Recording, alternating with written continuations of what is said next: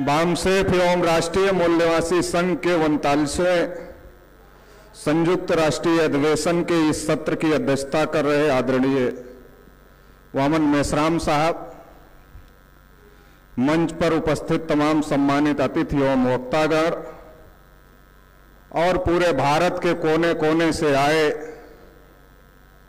मूल निवासी बहुजन समाज के साथियों,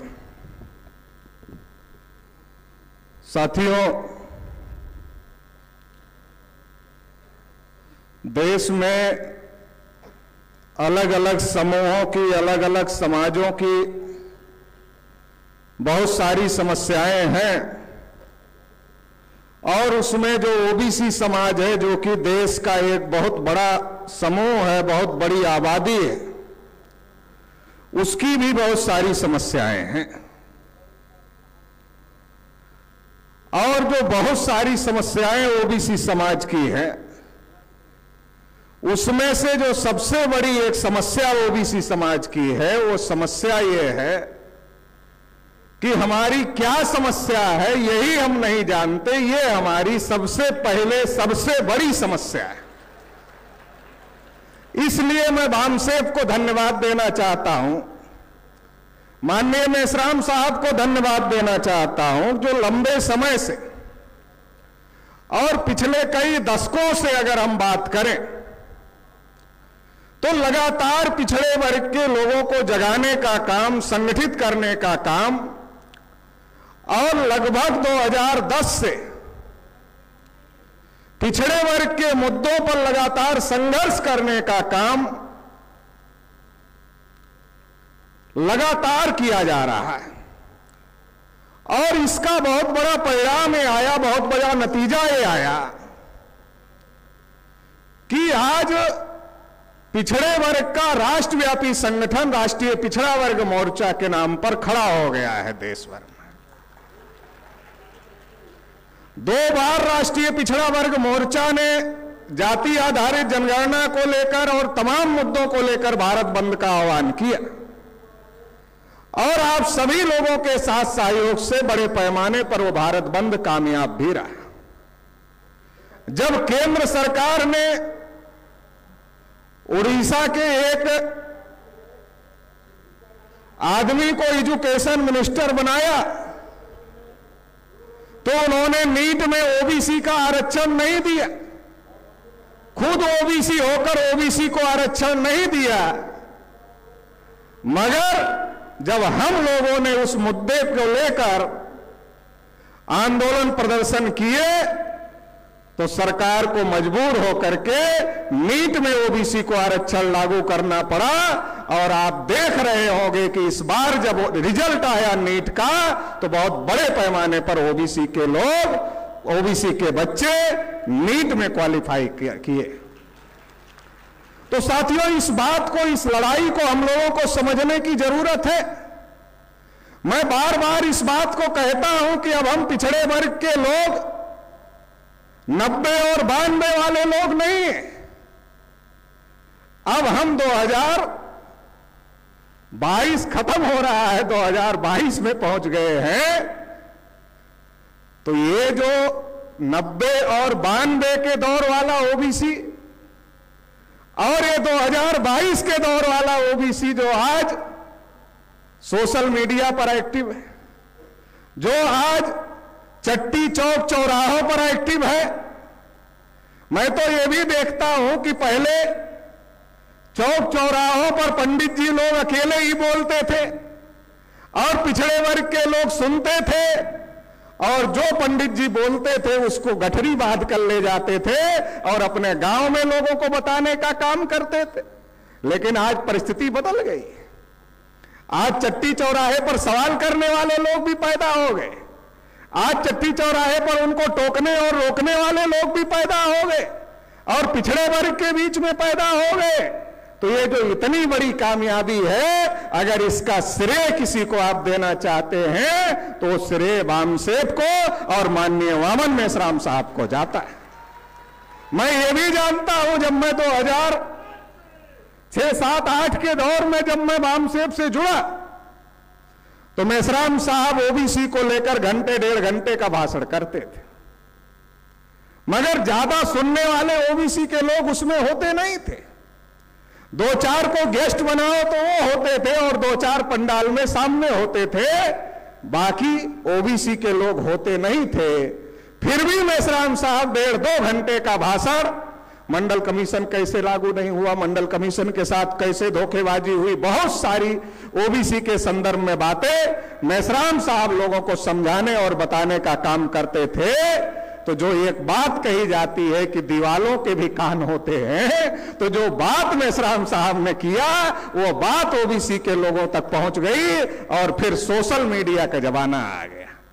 और जब सोशल मीडिया का जमाना आ गया तो ये बात मैं अपने सोशल मीडिया की टीम और सोशल मीडिया के साथियों को भी बहुत धन्यवाद देना चाहता हूं कि आज जो पिछड़े वर्ग में इतने बड़े पैमाने पर चेतना और जागृति देखने का काम में हो रहा है, देखने को मिल रहा है, इसमें सोशल मीडिया का बहुत बड़ा योगदान है। और जो सोशल मीडिया के हमारे साथी इस तरीके की बातों को सोशल मीडिया में दिखाने का काम कर रहे हैं, उनका भी बहुत बड़ा योगदान है। साथियों, हमें इस बात को समझने की जरूरत है। लंबे समय से मुझे लग रहा है, कई दशक से बामसेब के माध्यम से जाति आधारित जनगणना का मुद्दा लगातार चलाया जा रहा है। आप पुराने विशेषांक बामसेब के उठाकर देख लीजिए, हो सकता है स्टॉल पर पुराने विशेषांक मिल जाएंगे, 10-15 साल पहले के विशेषांक मिल जाएंगे। आप देखेंगे उसमें भी जाति आधारित जनगणना का मुद्दा है, उसके पहले मंडल कमीशन का मुद्दा है। तो यह लगातार जाति आधारित जनगणना को इशू बनाने का काम बामसेब के माध्यम से हो रहा था। और 2010 में जब भारत मुक्ति मोर्चा नाम का संगठन माननीय मेश्राम साहब के नेतृत्व में बना, तो उसका पहला आंदोलन का मुद्दा अगर कोई लिया गया तो पहला आंदोलन का मुद्दा जाति आधारित जनगणना और ओबीसी की जाति आधारित जनगणना का मुद्दा लिया गया। देश भर में 51,000 प्रोग्राम मेश्राम साहब के नेतृत्व में जाति जनगणना और ओबीसी की जाति आधारित जनगणना को लेकर लगाए गए। तब जाकर के 2011 में पार्लियामेंट बंद हुई और ओबीसी के नेताओं ने हंगामा किया पार्लियामेंट के अंदर कि जानवरों की गिनती करते हो, हमारी गिनती नहीं करते। ये जो लाइन है, जानवरों की गिनती करते हो, हमारी गिनती नहीं करते हो, लालू जी ने बोला, शरद जी ने बोला, मुलायम जी ने बोला और तमाम नेताओं ने बोला, देश की पार्लियामेंट को 2011 में बंद किया। ये लाइन पर्चे पर छापने का काम सबसे पहले अगर किसी ने किया वो भारत मुक्ति मोर्चा ने करने का काम किया। ये बताने का काम मैं आपको कर रहा। इतना ही नहीं, 1 सितंबर 2011 को बहुत बड़ी रैली दिल्ली के रामलीला मैदान में 5 लाख लोगों की रैली जाति आधारित जनगणना को लेकर के की गई, जिसमें शरद यादव जी आए थे, रामविलास पासवान जी आए थे और कई बड़े नेता आए थे। तो ये जो आज जाति आधारित जनगणना का मुद्दा राष्ट्रीय पटल पर बना हुआ है, 25 मई को हम लोगों ने भारत बंद किया, 29 नवंबर को हम लोगों ने भारत बंद किया। ये लगातार जो राष्ट्रीय पटल पर जाति आधारित जनगणना का मुद्दा बना हुआ है, ये अपने आप नहीं बना हुआ है और ये उन लोगों की बदौलत भी नहीं बना हुआ है जो सीबीआई से डरे हुए, उन लोगों की बदौलत नहीं बना हुआ है। अगर ये मुद्दा अगर राष्ट्रीय पटल पर है तो ये बामसेब की वजह से, भारत मुक्ति मोर्चा की वजह से, मेश्राम साहब की वजह से बना हुआ है। इस बात को समझने की हम लोगों को जरूरत है। आज इस अधिवेशन में विषय बनाया गया है कि अगर ओबीसी भी हिंदू है तो फिर ब्राह्मणों की सरकार है, तो ब्राह्मण ओबीसी की गिनती क्यों नहीं करना चाह रहे? अगर ओबीसी भी हिंदू है और ब्राह्मण भी हिंदू है तो ब्राह्मण ओबीसी का इस्तेमाल करना तो चाहते, ओबीसी का समर्थन हिंदू के नाम पर लेना तो चाहते हैं, मगर ब्राह्मण ओबीसी की गिनती क्यों नहीं कर रहे? सबसे बड़ी इंपॉर्टेंट बात है कि इस देश और दुनिया में हिंदू नाम का कोई धर्म ही नहीं। जिस धर्म को ब्राह्मण लोग कहते हैं ये हिंदू धर्म के धर्म ग्रंथ है, वास्तव में वो हिंदू धर्म के धर्म ग्रंथ नहीं है, बल्कि वो ब्राह्मण धर्म के धर्म ग्रंथ है। आप रामायण पढ़ो, महाभारत पढ़ो, गीता पढ़ो, वेद पढ़ो, पुराण पढ़ो, श्रुति पढ़ो, स्मृति पढ़ो, जितने भी ग्रंथ है पढ़ो, तो सारे ग्रंथों में कहीं पर भी हिंदू लिखा हुआ, किसी जगह हिंदू लिखा हुआ नहीं हुआ। अगर ये हिंदू धर्म के ग्रंथ होते तो उसमें हिंदू लिखा हुआ होता। अगर हिंदू धर्म के ग्रंथ नहीं है, इसलिए हिंदू नहीं लिखा हुआ है, और दुनिया में कोई ऐसा धर्म नहीं है जो अपने ही धर्म के मानने वाले लोगों को कहता है कि इनको ही लात मारो, इनको ही जूते मारो, इनको ही लाठी मारो। दुनिया में ऐसा कोई धर्म तो है नहीं जो अपने ही धर्म के लोगों को लात जूता मारने की बात करता हो। तो ये ब्राह्मणों का जो धर्म है, ये ब्राह्मणों के हित की बात करता है, और ब्राह्मणों ने पिछड़े वर्ग के लोगों को पढ़ने लिखने के अधिकार से, धन संपत्ति रखने के अधिकार से, बोलने सुनने के अधिकार से, कान में ज्ञान का शब्द पड़ जाए तो शीशा पिघला कर डाल दो, आंख से देख ले तो सूजा डाल दो, उच्चारण करे तो जीभ काट लो। ऐसा तो किसी धर्म में नहीं लिखा हुआ है।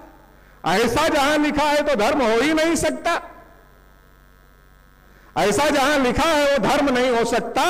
मगर ये ओबीसी के लोग पढ़ते ही कहां है, और अगर वो पढ़ते हैं तो भक्ति भावना से पढ़ते हैं। तमाम ओबीसी के लोग माइक लगाते हैं, अपना पैसा खर्च करते हैं और फिर उस पर गाते हैं, ढोल गंवार शूद्र पशुनारी सकल ताड़ना के अधिकारी।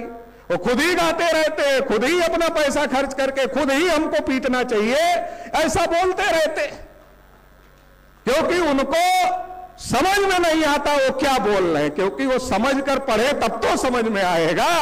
वो तो भाव विभोर होकर रटने का काम करते हैं, गाने का काम करते हैं, तो उनको समझ में नहीं आता है कि वो बोल क्या रहे हैं और लिखा क्या है। तो इसलिए वो लगातार उसका इस्तेमाल हो रहे हैं। तो इसलिए इस बात को समझने की जरूरत है कि एक तो हिंदू नाम का कोई धर्म नहीं है। जो धर्म जिसको ब्राह्मण हिंदू धर्म कह रहे हैं वो ब्राह्मण धर्म है।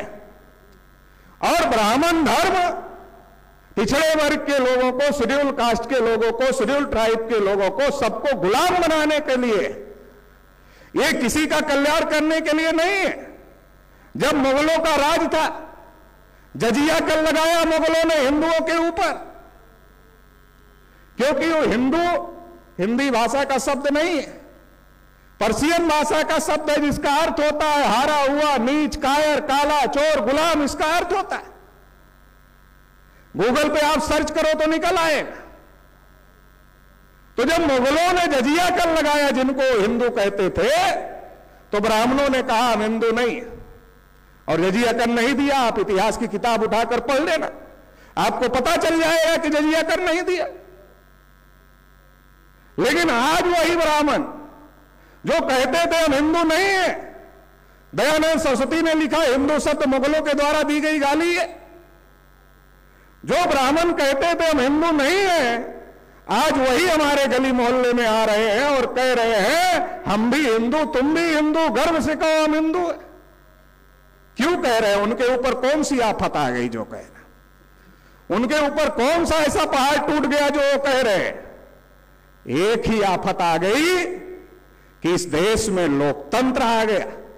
बाबा साहब डॉक्टर अंबेडकर ने सबको वोट का अधिकार दे दिया, और वोट का अधिकार जब सबको मिल गया तो अब रानी के पेट से राजा पैदा नहीं होता है, अब वोट से राजा पैदा होता है। और जब वोट से राजा पैदा होगा तो जिसकी संख्या ज्यादा है उसका राजा होगा। तो ब्राह्मणों ने सोचा संख्या तो इन लोगों की ज्यादा है इस देश में, एससी, एसटी, ओबीसी, माइनॉरिटी के लोगों की ज्यादा है।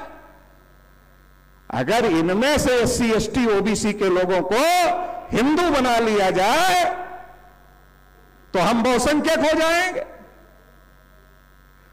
तो ब्राह्मणों ने जब लंदन में वैश्विकाधिकार का आंदोलन चल रहा था तो खतरे की घंटी भारत के ब्राह्मणों की बज गई और उन्होंने हिंदू का प्रचार करना शुरू कर दिया। आज भी पिछड़े वर्ग के लोगों का हिंदू के नाम पर इस्तेमाल हो रहा। और हमारे राजपूत भाई आए, अभी वो कह ही रहे थे, उनका भी हिंदू के नाम पर इस्तेमाल हो रहा है। उनका भी हिंदू के नाम पर इस्तेमाल हो रहा है। पिछड़े वर्ग शेड्यूल का, शेड्यूल ट्राइब के लोगों का भी हिंदू के नाम पर इस्तेमाल हो रहा है। और सबसे ज्यादा इस्तेमाल अगर किसी का हिंदू के नाम पर हो रहा है तो पिछड़े वर्ग के लोगों का हो रहा है। क्योंकि जब मुसलमान से लड़ना हो तब हम पहले नंबर के हिंदू, अगर मुसलमान से लड़ना हो तो हम पहले नंबर के हिंदू, चंदा देना हो तब भी पहले नंबर वाले हिंदू हैं, वोट देना हो तब भी पहले नंबर वाले हिंदू हैं। लेकिन अगर हिस्सा देना हो हमको तब, अगर हमको नौकरियों में हिस्सा देना हो, व्यापार में हिस्सा देना हो तब हम हिंदू नहीं हैं। तब हम ओबीसी हो जाते, तब हिंदू नहीं होते। अब ब्राह्मण गिनती क्यों नहीं कर रहे? क्योंकि ब्राह्मणों को यह लगता है कि जैसे जाति आधारित जनगणना होगी तो केवल हमारी ही गिनती थोड़ी ही पता चलेगी, ब्राह्मणों की भी गिनती पता चलेगी। 3.5% तो 1931 में थे, अभी तो पता नहीं 3 भी है कि नहीं है, यह भी प्रश्न चिन्ह है। मुझे तो लगता है 1.5-2 से ज्यादा नहीं होंगे, क्योंकि मैं तो गांव देहात में ही घूमता रहता हूं, यात्रा चलाता रहता हूं। तो गांव मिलता है तिवारीपुर, गांव मिलता है दुबेपुर, गांव मिलता है पांडेपुर। और जब उस गांव में जाओ और पूछो कितने घर दुबे जी हैं, कितने घर तिवारी जी हैं, कितने घर पांडे जी हैं, तो पता चलता है गांव का नाम तिवारीपुर और तिवारी जी 4 घर है। गांव का नाम दुबेपुर और दुबे जी 4 घर हैं। गांव का नाम पांडेपुर और पांडे जी 4 घर हैं। और वो 4 भी कैसे हो गए कि वो एक ही घर थे, 4 भाई थे तो अलग अलग होके 4 घर हो गए। इस प्रकार से, तो इस प्रकार से है तो ये तो आंकड़ा और ज्यादा नीचे चला जाएगा।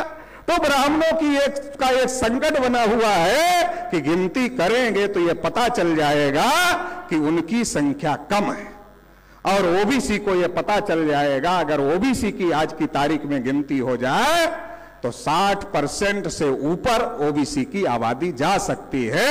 इतनी बड़ी आबादी है तो ओबीसी को पता चल जाएगा। इनकी 3.5 है जिनके पीछे हम लगे हुए हैं, और हमारी 60% है। तो 60 वाले को अब इतनी अकल तो आ गई है यार, 3.5 वाले के पीछे क्यों खड़े हो? तो 60 वाला 3.5 वाले के पीछे क्यों खड़ा होगा? बोलेगा पंडित जी अब आपको नेता नहीं मानते, अब हम ही नेता बने। तो अगर ऐसा होता है तो इससे एक तो सामाजिक क्रांति होगी, क्योंकि हमारे पिछड़े वर्ग के लोग सामाजिक रूप से भी ब्राह्मणों के गुलाम है। जन्म से लेकर मरने के बाद तक का कोई काम बगैर पंडित जी के होता ही नहीं, एक भी काम नहीं हो सकता। ये तो हम लोग जागृत कर रहे हैं, कुछ लोगों का हो जाता है, लेकिन अभी भी बहुत बड़ी आबादी है जिनका पंडित के बगैर नहीं होता है। तो अगर जाति आधारित जनगणना होगी तो सामाजिक क्रांति हो जाए, क्योंकि पता चलेगा पंडित जी की संख्या कम है और हक हमारा सबसे ज्यादा खाया हुआ है, हमारे अधिकार पर कब्जा किया हुआ है। तो जो हमारे अधिकार पर कब्जा किया हुआ है, हमारा अधिकार नहीं देना चाहता है, उससे हम अपना जन्म मरण का संस्कार क्यों कराएं? ज्योतिबा फूले कहते थे जैसे बाल काटना नाई का धर्म नहीं है, धंधा है, वैसे कर्मकांड कराना ब्राह्मण का धर्म नहीं है, धंधा है। तो ये बात समझ में आ जाएगी ओबीसी के लोगों को कि अगर हम दुश्मन को मोटा बनाएंगे, जो चर्बी चढ़ी है पंडित जी लोगों के ऊपर, वो चर्बी चढ़ाने में सबसे ज्यादा योगदान अगर किसी का है तो पिछड़े वर्ग के लोगों का योगदान है, ओबीसी समाज के लोगों का योगदान है। तो ओबीसी को जनगणना का आंकड़ा आते ही ये बात समझ में आ जाएगी, और ये बात अगर समझ में आ जाएगी तो सामाजिक क्रांति हो जाएगी। ओबीसी ब्राह्मणों को कर्मकांड कराना बंद कर देगा, छोड़ देगा। ओबीसी का जो ब्राह्मण का जो 10 साल का लड़का है वो भी उम्मीद करता है कि ओबीसी का 80 साल का बुजुर्ग उसको पाए लागी पंडित जी बोले, ये वो उम्मीद करता है। और बहुत सारे ओबीसी के लोग मानसिक गुलाम हैं तो बोलते भी है, और इसलिए वो उम्मीद करता है। तो ये एक बहुत बड़ी सामाजिक क्रांति हो जाए। दूसरा, धार्मिक क्रांति हो जाएगी। जो ओबीसी के लोग हिंदू हिंदू हिंदू हिंदू में फंसे हुए हैं, ब्राह्मण गिनती क्यों नहीं कराना चाहता कि ओबीसी का जो अकाउंट है, जो ओबीसी की संख्या है, जब ओबीसी का खाता नहीं खुलेगा तो हिंदू के नाम पर ब्राह्मणों के खाते में रहेगा। अगर गिनती हो जाएगी तो ओबीसी का खाता खुल जाएगा, और अगर ओबीसी का खाता खुल जाएगा तो ओबीसी अपने खाते में जमा हो जाएगा, तो ब्राह्मण के खाते में जमा थोड़ा ही होगा। तो इसलिए ब्राह्मण गिनती नहीं कराना चाहते। अगर गिनती हो जाएगी तो ओबीसी ब्राह्मणों का पिछड़ग्गू राजनीति में भी नहीं बनेगा, तो राजनीतिक क्रांति हो जाएगी, धार्मिक क्रांति हो जाएगी। क्योंकि ओबीसी कहेगा भाई तुम 3.5% के लोग धर्म के नाम पर हमारा शोषण कर रहे हो, तो हम नहीं मानते। तो ये कई प्रकार की क्रांतियां हो जाएगी, सामाजिक क्रांति हो जाएगी, राजनीतिक क्रांति हो जाएगी, धार्मिक क्रांति हो जाएगी। और क्रांति से अगर किसी को सबसे बड़ा खतरा है तो ब्राह्मणों को खतरा है, क्योंकि सारा का सारा रेत का महल तैयार करके ब्राह्मणों ने रखा हुआ है। तो उनको लगता है ये जो रेत का महल है ये जाति आधारित जनगणना की हवा से पूरी तरीके से बिखर जाएगा। इसलिए जब महाराष्ट्र की गवर्नमेंट सुप्रीम कोर्ट गई, उद्धव ठाकरे जी जब मुख्यमंत्री थे, और कहा या तो 2011 में जो सोशियो इकोनॉमिक सर्वे किया था उसके आंकड़े पब्लिश कर दो, या तो अगली जनगणना में जाति आधारित जनगणना करा लो। तो केंद्र सरकार ने सुप्रीम कोर्ट में हलफनामा लगाया कि वो 2011 के सोशियो इकोनॉमिक सर्वे में बहुत सारी गलतियां हैं, इसलिए उसको पब्लिश नहीं कर सकते, और हम फिर से जाति आधारित जनगणना भी नहीं कर सकते हैं। तो ये डर है, और इसकी वजह से वो जनगणना करने का काम नहीं कर रहे हैं। ना वो कर रहे हैं और ना वो भविष्य में करने वाले हैं। जनगणना पर ज्यादा दबाव बनेगा तो जनगणना के नाम पर धोखेबाजी, जैसे 2011 में मनमोहन सिंह की गवर्नमेंट में हुआ, वैसे कोई धोखेबाजी भले हो सकती है, नहीं तो वो जनगणना करने वाले नहीं है। क्योंकि वो इतने मूर्ख नहीं है कि खुद ही अपने पैर पर कुल्हाड़ी मारे। इतने मूर्ख तो पंडित होते नहीं है, वो तो आरएसएस वाले सरकार चला रहे हैं, वो तो इतने मूर्ख है नहीं, तो इसलिए वो जनगणना करने वाले नहीं है। नरेंद्र मोदी को आगे करके ओबीसी का समर्थन लिया कि पिछड़े वर्ग का प्रधानमंत्री बना रहे। मोदी जी ने भी कहा मैं नीच जाति का हूं, चाय बेचने वाला हूं, पिछड़ी जाति का हूं, इसलिए मेरा अपमान होता है। लोगों ने कहा अरे भाई नीच जाति के भी हैं, पिछड़ी जाति के भी हैं, चाय बेचने वाले भी हैं, और इनका अपमान भी हो रहा है, तो जरूर अपने आदमी को देश का प्रधानमंत्री बना देना चाहिए। मोदी भी प्रधानमंत्री बना तो अमन मेश्राम साहब की वजह से बना, ना इन्होंने जाति जनगणना का मुद्दा उठाया होता और ना आरएसएस वाले मोदी जी को देश का प्रधानमंत्री बनाते। जाति आधारित जनगणना का मुद्दा उठाया, पार्लियामेंट बंद हुई तो मोदी जी को प्रधानमंत्री बनाना पड़ा। केजरीवाल दिल्ली में मुख्यमंत्री हो गए जाति आधारित जनगणना के मुद्दे को दबाने के लिए ही, तो अन्ना हजारे बाबा रामदेव को मैदान में उतारना पड़ा था, नहीं तो क्या जरूरत थी। और अन्ना हजारे बाबा रामदेव मैदान में नहीं आते तो केजरीवाल दिल्ली के मुख्यमंत्री नहीं होते। तो देश में वामसेप की वजह से बहुत बड़ी बड़ी घटनाएं हो रही हैं, मगर एक नजर होती है और एक नजरिया होता है। जिसके पास नजरिया है उसको चीजें दिखाई दे रही है, और जिसके पास केवल नजर है उसको ये चीजें नहीं दिखाई देती है। वो कहता क्या कर रहा है वामसेप, क्योंकि उसके पास नजरिया नहीं है इसलिए दिखाई नहीं देती है। तो साथियों हमको समझने की जरूरत है, पिछड़े वर्ग के लोगों को खास तौर से समझने की जरूरत है कि हिंदू के नाम पर हमारा सबसे ज्यादा इस्तेमाल हो रहा है, और केवल हिंदू के नाम पर नहीं हो रहा। आजकल एक और फंडा आ गया जाति के नाम का। एक तो हिंदू के नाम का फंडा है, बाबरी मस्जिद और राम जन्मभूमि विवाद में अगर शहीद होने वालों की लिस्ट निकालो तो कौन लड़े? ओबीसी के लोग।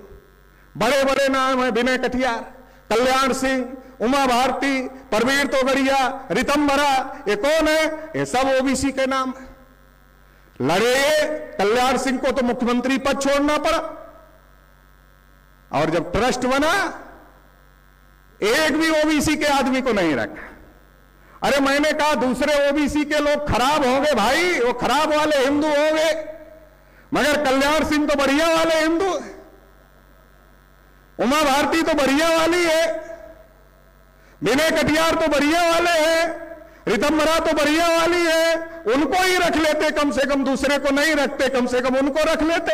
अरे रखने का तो छोड़ो, जब शिलान्यास हो रहा था तो हवा तक नहीं लगने दिया वहां की, ट्रस्ट में रखने की तो छोड़ो, हवा नहीं लगने दिया। मेश्राम साहब तो पहले से ही कह रहे थे कि ओबीसी के लोगों, कितना भी तुम मंदिर की लड़ाई लड़ो, जब मंदिर बनेगा तो घंटा बजाने के लिए भी नहीं रखेंगे।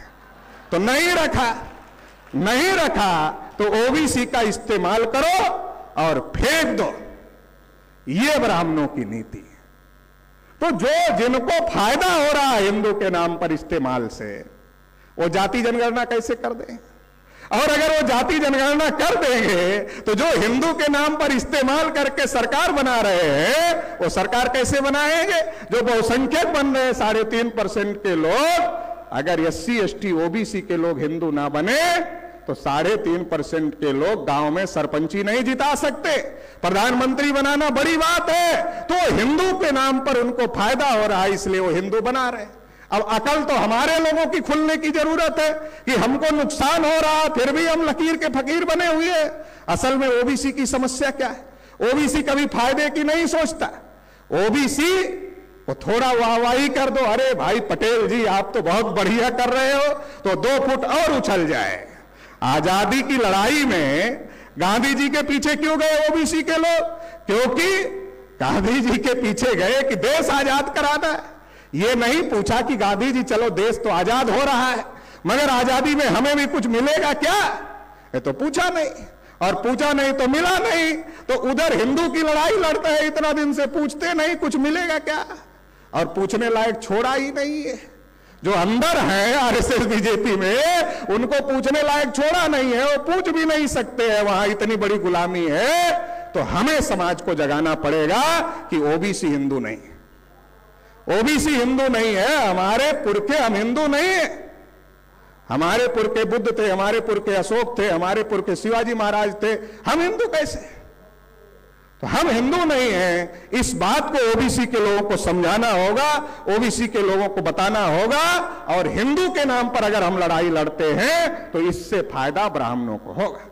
एक तो हिंदू के नाम पर इस्तेमाल हो रहा, दूसरा हर जाति से एक नेता को मंत्री बनाया जाता, हर जाति से एक नेता को मंत्री बनाया जाता, और क्या कहा जाता?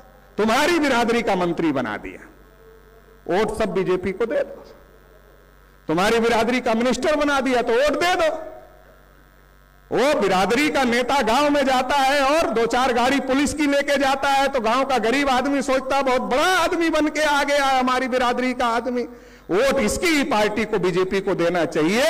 तो एक तो धर्म के नाम पर इस्तेमाल हो रहा है, दूसरा जाति के नाम पर इस्तेमाल हो रहा है। एक हिंदू के नाम पर इस्तेमाल हो रहा है, दूसरा जाति के नाम पर इस्तेमाल हो रहा है। जातियां ब्राह्मणों ने बनाई, उसका फायदा तब भी ब्राह्मणों ने उठाया और आज भी ब्राह्मण उठा रहे हैं। तो हमें समझने की जरूरत है, ओबीसी के लोगों को समझने की जरूरत है कि अब लड़ाई जाति के नाम पर लड़ने की जरूरत नहीं है, धर्म के नाम पर लड़ने की जरूरत नहीं है, बल्कि इस देश में अपने हक अधिकार की लड़ाई को लड़ने की जरूरत है। और अगर इस देश में हम लोग अपने हक अधिकार की लड़ाई लड़ेंगे तो हम इस देश में अपना हक अधिकार ही नहीं ले सकते, बल्कि इस देश में शासक बन सकते हैं। और केवल शासक ही नहीं बन सकते, इन ब्राह्मणों ने जो भारत की गौरवशाली विरासत थी उसको खत्म कर दिया है। भारत विश्व गुरु था, भारत सोने की चिड़िया था, उसको खत्म कर दिया है। उस गौरवशाली विरासत को ये वापस नहीं ला सकते।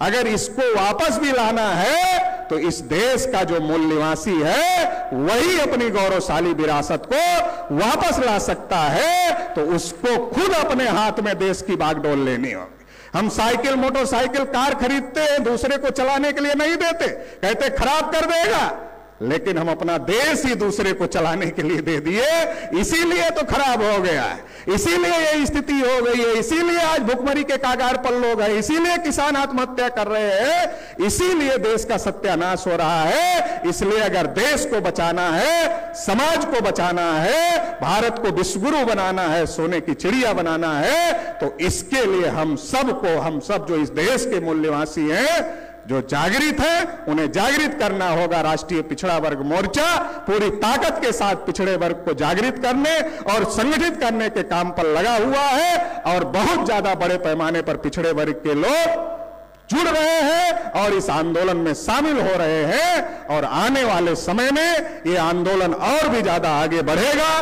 तो इस लड़ाई में आप सभी लोगों को जहां जहां आप रहते हैं वहां वहां पिछड़े वर्ग के लोगों को इस मूवमेंट से जोड़ने का काम करना चाहिए, संगठन से जोड़ने का काम करना चाहिए। अभी रिसर्च ने प्रमाणित कर दिया है कि जो हमारे क्षत्रिय भाई हैं, जैसे ओबीसी का हिंदू के नाम पर इस्तेमाल हो रहा है, ऐसे इनका भी इस्तेमाल हो रहा है, इनका इस्तेमाल हो रहा है और गठबंधन बनिया और ब्राह्मण का हो गया है। एक तरफ अडानी, दूसरी तरफ आरएसएस, दोनों का काम चल रहा है और क्षत्रिय लोगों का राजपाट खत्म करके इनको व्यवस्था से बाईकाट कर दिया गया है। तो इन्हें भी इस मूवमेंट में जोड़ने की जरूरत है और हमें भी लकीर का फकीर बने रहने की जरूरत नहीं है। अगर रिसर्च कह रही है कि क्षत्रिय हमारे भाई हैं तो हमें उन्हें गले लगाना चाहिए, उनका संगठन भी खड़ा करना चाहिए। इस मौके पर मैं इतनी ही बात कहना चाहता हूं। आप सभी लोगों ने मुझे ध्यानपूर्वक सुना, इसके लिए आभार, धन्यवाद। जय मूल्यास। धन्यवाद।